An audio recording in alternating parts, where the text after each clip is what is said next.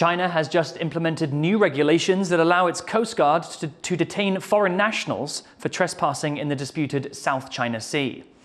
The regulations were announced by China last month and allow it to detain people it views as conducting illegal activity for 60 days. The move is prompting fears from Filipino fishers who work in the South China Sea. China claims the entirety of the sea, despite the United Nations ruling that those claims have no legal basis. The rules took effect just after China moved to halt a Philippine ship conducting underwater operations in the sea. For more on the situation in the South China Sea and how these disputes are affecting the Philippines' ability to defend itself, our reporter Jaime Ocon spoke to Ray Powell, a security analyst at the Gordian Knot Center for National Security Innovation at Stanford University. So Ray, China is saying that the Philippines is conducting this illegal activity in this reef in the South China Sea. Are these claims true? What's China trying to say with this message?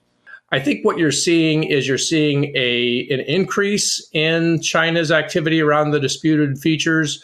There's certainly more ships than there have been in the past, and they are moving they're moving east. So they're moving closer to the Philippines. Sabina Shoal is only 75 nautical miles away from Palawan.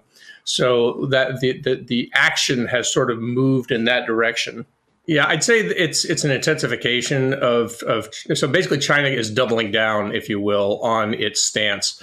And so in some of the ways you've seen that come out is in its rhetoric. And recently, the Philippines is saying that for the upcoming U.S. RIMPAC exercises in the Pacific, it won't be sending any ships because of it's citing lack of resources. Does this have anything to do with the pressure that it's facing in the South China Sea and facing China?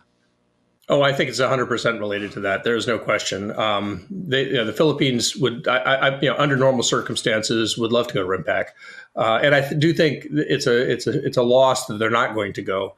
But it's hard to tell your people that on one hand we've got all these issues close to home, and on the other hand we can send a ship all the way out to Hawaii.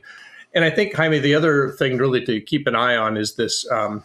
As of today, the China Coast Guard's new policy goes into effect where they're allowed to, under their policy, detain people who violate China's claimed borders for up to 60 days without a trial.